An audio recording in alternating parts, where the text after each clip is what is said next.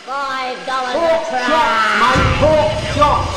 They're usually $20 a kilo here, but we've got to get rid of them. Alright, here we go. We've got the lamb chops. We're not selling them today. They're going out into the meat locker. Today we've So got what we've got get rid of them today. Oh, you've got a whole bunch of them there. Get your lamb chops. $5 a tray. Alright, here we go. We've got the lamb chops. They're usually $25 a kilo. Pork chops! Get rid of them today.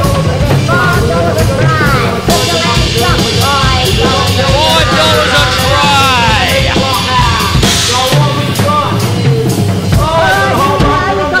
$5 a tray! $7 a tray! $5 a tray. Oh, we're at the market. We're at the meat market, mate. Seabrook Meat Market. How's everybody going tonight at the meat market? For your spring chops.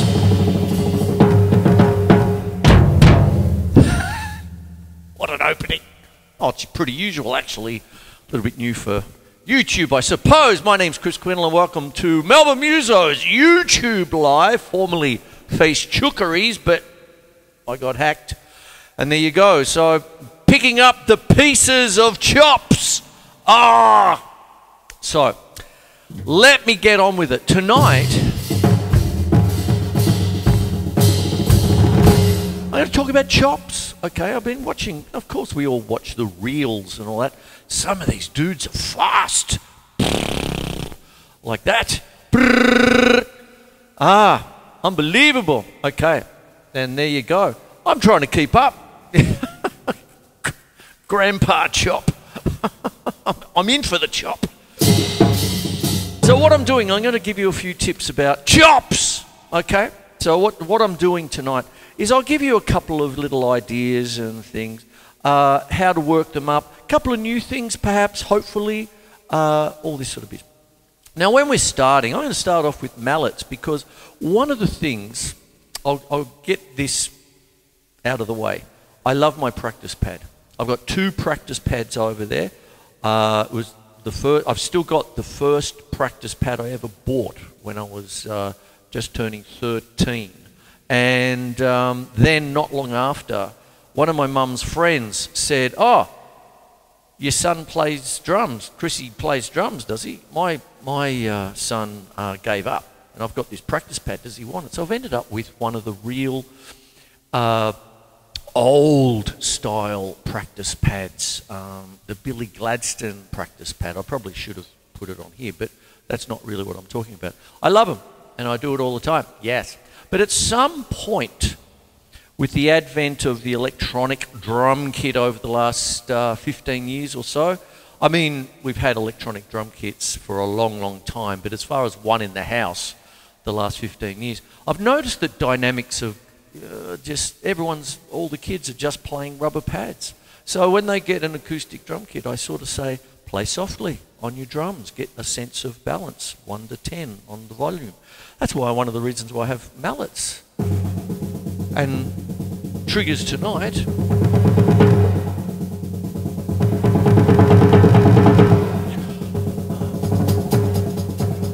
Chicka, chicka, chicka, chicka, chicka. I was doing that a little bit last week.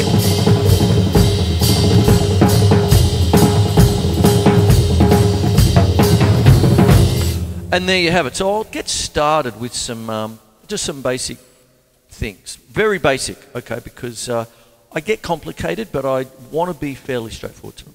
So what happens is this. When you're starting out, you get your wrists going, whether it's matched grip, traditional grip, nice even strokes, so on it goes like that. And you've got 3 rudiments, okay? It is basic 101 stuff, okay, sort of thing. So you've got that single stroke roll. Keep it nice and even as much as you can. If you're right hand, you don't want to do that. Conversely, what's this thing? Okay, go back to match grip. That's what happened to me. I started out match grip, went to trad, yuck, went back, yuck. Oh, I'm getting the hang of it now. And then it took over, but I play both. If you see some of the things that I do on Doris the drum kit here, basically I use both depending on the style. And there you go. mallets for now, so it's nice and easy. Okay, that kind of thing. I'm going to show you all three. I've got the sticks and the brushes over there. I'm going to show that in a sec too. Double stroke roll. And then what you do is you combine the two and you have a paradiddle. Right, left, right, left, right, left. Beautiful. Right, left, right, left, right, left, right, left, right, left, right, left. That turns into 3 paradiddles. They're inversions. You start to do triplets, and you'll be there forever. Last week I put up the show. I put up George Stone's stick control. Joe Morello talked all about that. Got a little bit tricky with the time signatures there, but what I'm doing here is very straightforward, and some of the things you see on the first page of stick control. But when you're starting out, okay. You work the metronome. I've got one here. 1, 2, 3, 4. 1, 2, 3, 4. 1, 2, 3, 4. 1, 2, 3, 4. 1, 2, 3, 4. 1, 2, 3, 4. 1, 2, 3, 4. 1, 2, 3, 4. 1, 2, 3, 4. 1, 2, 3, 4. 1, 2, 3. There you go. $5 a tray. Now what starts to happen is that when you start out, get your wrists going like that. Now, what I'm going to do is just a little tip with the brushes. One of the things about brushes, I love brushes, don't play them often enough. I'm going to change that. But what happens is because of the very nature of them, you need more wrist. There's not a lot of bounce to them, you see. So there it is there. I might even put the snares on. What do you reckon?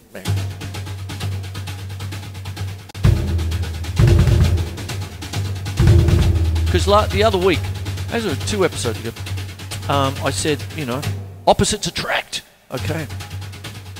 So you got a nice little, you know, in this case, semi-quaver thing with a little flush. 1 yana, 2 yana, 3 yana, 4 yana, 1 yana, 2 yana, 3 yana, 4 yana.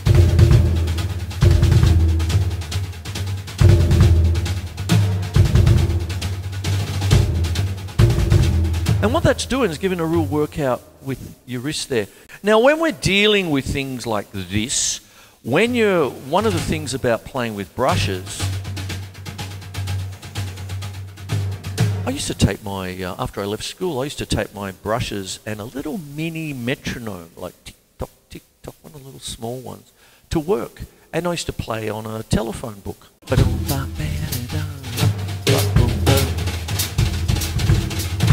Now, when you're doing things like that, there's a lot more wrist to it. Now, when I go back to the mallets here, what goes on then? You have a blend, is what it is. And I'll put my hand up here. Now, when I was doing the brushes, basically there was a lot of wrist, you know, sort of thing. There are things where you just play all wrist, like Hail Caesar! A Zappa routine back in the day. Anyway, all wrist. Whatever it might be. But then what happens is that as you build up the speed, there's a blend of both wrist and fingers. You can play all fingers, like finger control. You have to call it finger control because the wrists aren't actually moving. But nearly everything that we do is in the middle somewhere.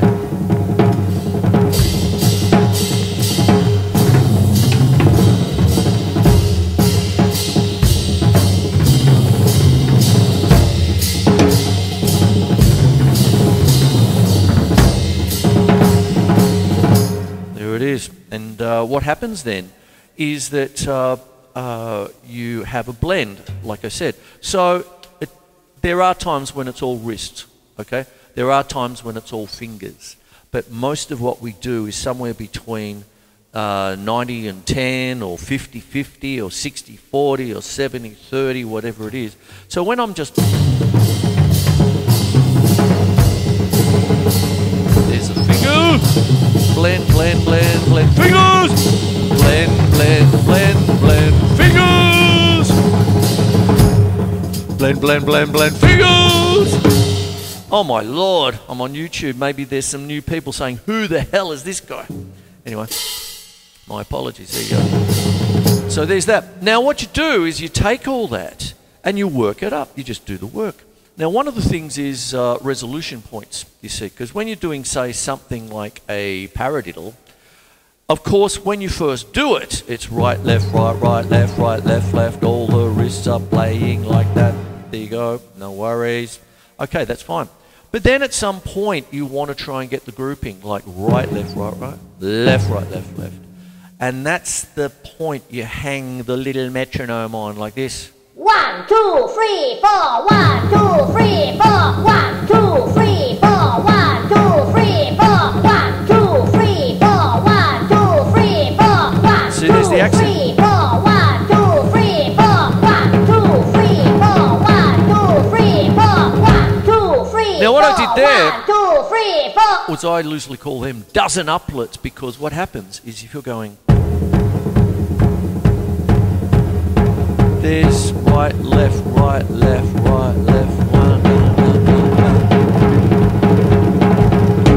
And then what starts to go on is you're getting that little point, because that comes across like a 3 against 2 polyrhythm, but you're playing 4 for every one of the 3. So 4 times 3 is 12. Dozen. So it might be 1 and 2 and 3 and 4 and 1 and 2 and 3 and 4 and 1. And there you've got 3 layers, you see. You've got your normal notes. You've got the accent, right? And then the third one, a louder accents for the...